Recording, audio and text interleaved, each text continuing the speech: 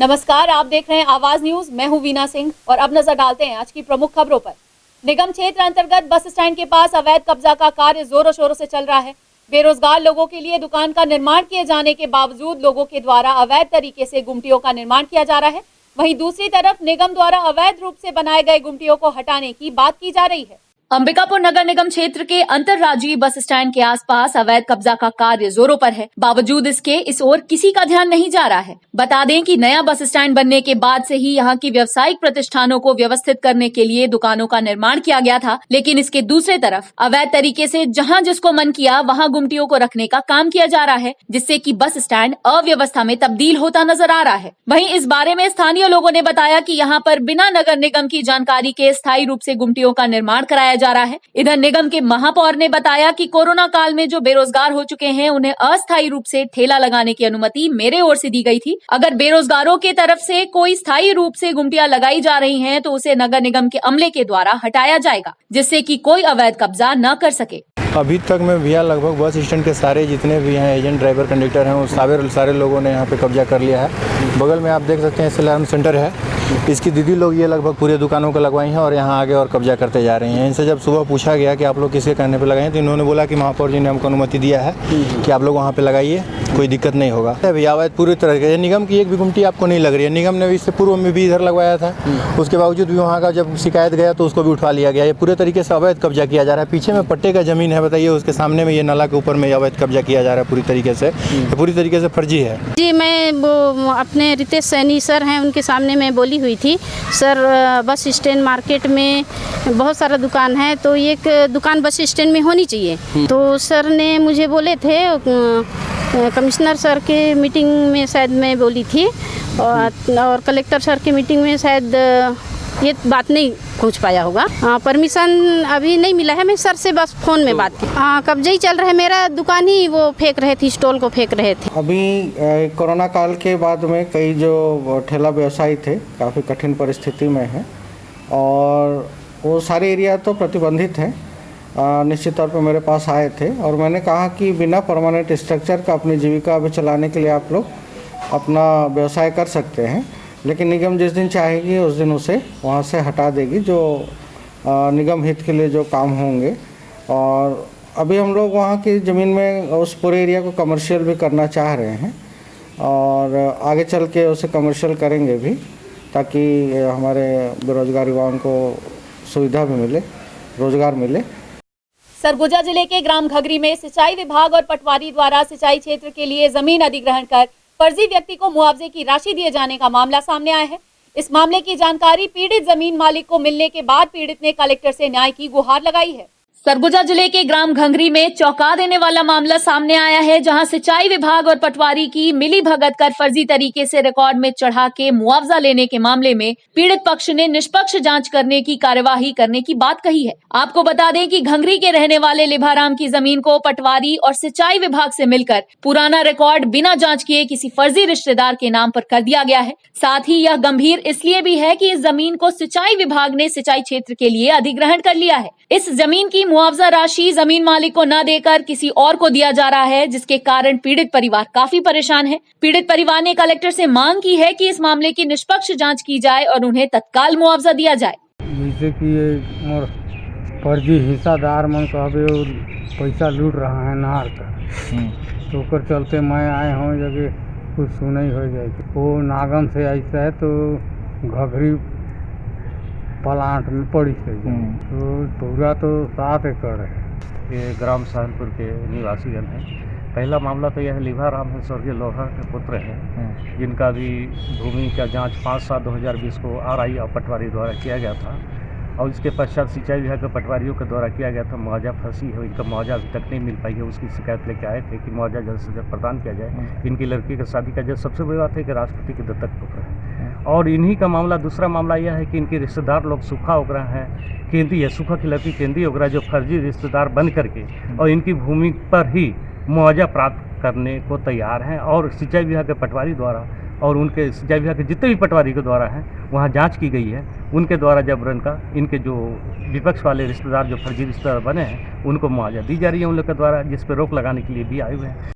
School शिक्षा विभाग के प्रमुख सचिव डॉक्टर आलोक शुक्ला राज्य शासन के महत्वाकांक्षी कार्यक्रम पढ़ाई तू हर द्वार का प्रदेश में क्रियान्वयन का जायजा लेने जिलों के दौरे पर हैं। इसी कड़ी में गुरुवार को उन्होंने सरगुजा जिले में पढ़ाई तू हर द्वार एवं पढ़ाई तू हर पारा के विभिन्न शैक्षणिक गतिविधियों का जायजा लिया। उन्होंने पढ़ाई तू हर पारा के अंतर्गत संचालित मोहल्ला क्लास का निरीक्षण किया। निरीक्षण के दौरान बच्चों से प्रश्न पूछकर उनके ज्ञान को परखा और शिक्षकों से शैक्षिक गतिविधियों की जानकारी ली। डॉक्टर शुक्ला ने बच्चों की प्रतिभा की सराहना करते हुए कहा कि यहाँ के बच्चे प्रतिभाशाली हैं, इनकी प्रतिभा को निखारें और योग्य बनाएं। खबरों का सिलसिला जारी रहेगा, लौटते एक छोटे से ब्रेक के बाद।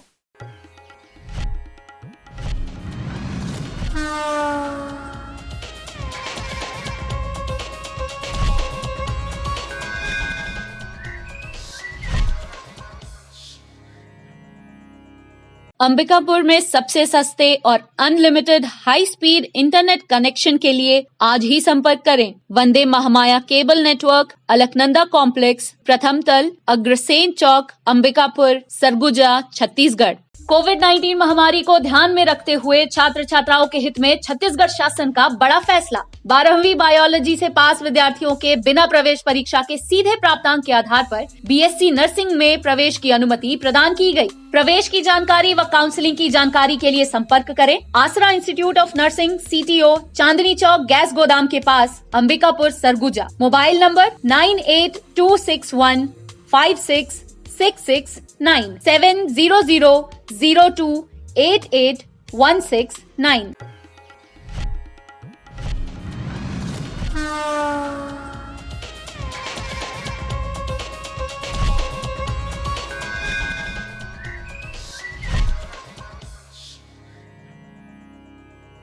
ब्रेक के बाद आपका स्वागत है। बढ़ते हैं अगले खबर की ओर। अंबिकापुर केंद्रीय जेल में हत्या के मामले में सजायाफ्ता बंदी की इलाज के दौरान मौत हो गई। बता दें कि बीती रात बंदी ननकू राम की तबियत खराब होने के बाद जेल के हॉस्पिटल वार्ड में भर्ती किया गया था, लेकिन ज्यादा तबियत खराब होने से बेहतर इलाज के लिए मेडिकल कॉलेज में भर्ती कराया गया, जहां बंदी की इलाज के दौरान मौत हो गई। बंदी को 2014 में 302 के मामले में आजीवन कारावास की सजा दी गई थी। इधर जांच अधिकारी ने बताया कि कार्यदंड पालिका के सामने शव का पंचनामा कार्यवाही कर शव को परिजनों को सौंप दिया गया है। एक कैदी है, एक दंडित बंदी है ललकू राम। एक कल इनका तबीयत अचानक खराब हुआ रात में, तो ये इनको जेल के अंदर जो हॉस्पिटल होता है उसमें लेकर के आए। वहाँ के डॉक्टर साहब से इलाज करवाए। इलाज के दौरान फिर वो रिफ़र कर दिए मेडिकल कॉलेज अस्पताल अंबिकापुर। मेडिकल कॉलेज अस्पताल लेकर इसको पहुँचे थे तो डॉक्टर साहब यहाँ जाकर जांच करके मृत घोषित कर दिए। अभी बीमारी के बारे में इन लोग नहीं बताए, अचानक तबीयत खराब हुआ था बोले। अब क्या बीमारी था ये उनको जानकारी नहीं है। अभी कार्यपालिक दंडाधिकारी से पंचनामा की कार्रवाई करेंगे और संबंधित थाना को अग्रिम कार्रवाई है तो भेजेंगे। मैनपाट क्षेत्र के ग्राम उमड़केला में झाड़ियों के बीच एक नवजात बच्ची दयनीय स्थिति में पाई गई। ग्रामीणों की सूचना पर पहुंची चाइल्ड हेल्पलाइन और मितानिन मेडिकल स्टाफ के द्वारा नवजात बच्ची को सही सलामत बचा लिया गया है। वहीं पुलिस नवजात के परिजनों की तलाश में जुट गई है।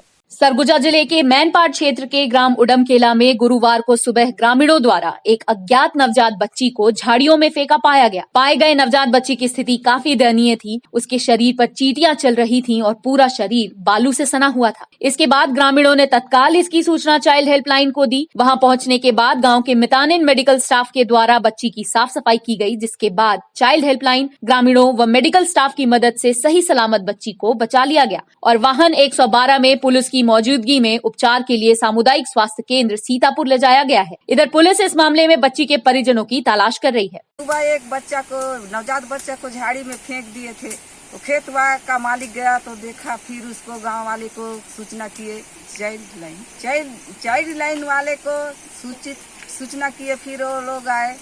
आने के बाद गांव वाले भी जुटे, फिर मितानिन बच्चे को साफ करी। इसके बाद उसको हॉस्पिटल ले गए। किसी बच्चे को खेत के बगल में झाड़ियों में फेंक दिया गया है और उसके बाद फिर जैसे ही बात गांव में फैली, हमारे कुछ साथियों के द्वारा चाइल्ड हेल्पलाइन को खबर की गई, आसपास के स्थानीय मेडिकल स्टाफ को खबर किया गया था और इसके बाद थोड़ी देर में चाइल्ड लाइन वाले आते हैं। स्थानीय मितानिनों के द्वारा उस बच्चे को साफ किया जाता है। उसे चींटियां काट रही थी, उन चींटियों को हटाया जाता है। उसके पूरे शरीर में बालू लग चुके थे, उन बालुओं को हटाया गया और फिर पुलिस की टीम आती है, चाइल्ड रेस्क्यू टीम आती है और इस तरह से सभी ने मिलकर संयुक्त रूप से उस बच्चे को रेस्क्यू किया। और बगीचा थाना अंतर्गत जमीन विवाद को लेकर भाई ने भतीजे के साथ मिलकर अपने ही भाई की धारदार हथियार से हत्या कर दी। फिलहाल पुलिस ने दोनों आरोपियों को गिरफ्तार कर लिया है। जशपुर जिला के बगीचा थाना अंतर्गत भाई ने भतीजे के साथ मिलकर अपने ही भाई की कुल्हाड़ी से वार कर टुकड़े कर दिए। यह पूरा मामला जमीन विवाद से जुड़ा हुआ था। मृतक के परिवार वालों ने बताया कि 9 सितंबर की सुबह लगभग 11 बजे खीरोधर यादव अपने घर से खेत की तरफ घास काटने के लिए गया था। खेत की तरफ अकेले जाते देख खीरोधर के भाई गणेश और भतीजा कुबेर यादव जान से मारने की नीयत से उसकी ओर बढ़े और कुल्हाड़ी से खीरोधर को दाहिने हाथ, दोनों पैर और सिर पर ताबड़तोड़ हमला करने लगे और खीरोधर के हाथ और दोनों पैर को काटकर अलग कर दिया गया। इसके बाद इस घटना की जानकारी जब परिजनों को लगी तो उन्होंने तत्काल बगीचा में इसकी शिकायत दर्ज कराई। वहीं थाने में अब धारा 307 34 भादवी कायम कर मामले को विवेचना में लिया गया है। इसके बाद तत्काल आहत खीरोधर यादव इलाज के लिए अंबिकापुर मेडिकल कॉलेज अस्पताल लाया गया, जहां पीड़ित की इलाज के दौरान अस्पताल में मृत्यु हो गई है, जिस पर धारा 302 जोड़ा गया एवं रात में घेराबंदी कर मुखबिर की सूचना मिलने से गणेश यादव और कुबेर यादव को गिरफ्तार किया गया। आरोपियों के पास से हमले में इस्तेमाल किए गए कुल्हाड़ी को जब्त कर लिया गया है। साथ ही आरोपियों को रिमांड में न्यायालय पेश कर जेल भेज दिया गया है। खीरोधर यादव डेट कर गए, मेरा पिताजी लगते हैं। जमीन विवाद हुआ था। मेरा चाचा गणेश यादव और कुबेर यादव कुल्हाड़ी से मार दिए जी। घास लेने जा रहे थे और रास्ता में रोककर दौड़ के आया कुबेर यादव पहले और कुल्हाड़ी से काट दिया। उसके बाद में गणेश यादव आया, फिर वो कुल्हाड़ी से काट दिया। एक खीरोधर यादव हैं, ये इसके भाई गणेश यादव और कुबेर यादव उसके भतीजा, इनसे ज़मीन विवाद चल रहा था। पहले भी कई बार मारपीट हुआ है, लड़ाई झगड़ा हुआ था। कल ये इसके बेटा बहू, मृतक के बेटा बहू घास काटने गए थे। इसी घास को लेने के लिए अपने 7 वर्षीय नाती के साथ में खेत की तरफ जा रहा था। तभी कुबेर यादव और गणेश यादव ये दोनों अपने घर से आए और कुल्हाड़ी से इसके हाथ पैर में काट दिए हैं। छोटा बच्चा जाके अपने माँ बाप को बताया कि बाबा को मार रहे हैं, तो उसके माँ बाप आए और उसको उठा के घर लाए और घर लाने के बाद बगीचा अस्पताल ले गए और बगीचा से रिफ़र करने पर अंबिकापुर मेडिकल कॉलेज अस्पताल लेकर आए थे। यहाँ लाने के बाद डॉक्टर साहब जांच करके इन्हें भी मृत घोषित कर दिए हैं। बुलेटिन में फिलहाल सिर्फ इतना ही। शहर से जुड़ी खबरों के लिए देखते रहिए आवाज न्यूज। इस न्यूज के स्पॉन्सर हैं वीएम इंटरनेट, अलकनंदा कॉम्प्लेक्स, प्रथम तल, अग्रसेन चौक, अंबिकापुर, सरगुजा, छत्तीसगढ़।